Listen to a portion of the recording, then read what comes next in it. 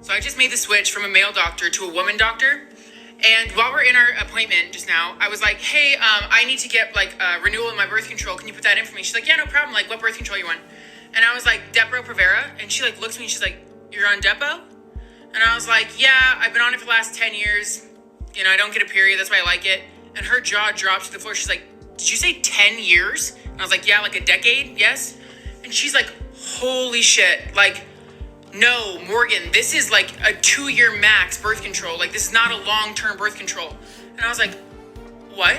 She's like, your last doctor never shared that with you? Like, this is not a long-term thing? And I was like, no, he would just like put in for it. I get the call saying like, hey, you're up for renewal. And I go in and get it. Like, no, he never told me that. And she's like, yeah, we're getting you off that immediately. Like, no birth control for a bit. Like, let's just get the hormones out of your body. So, of course, I go on Google and start Googling like what the long-term effects of being on Depo are. And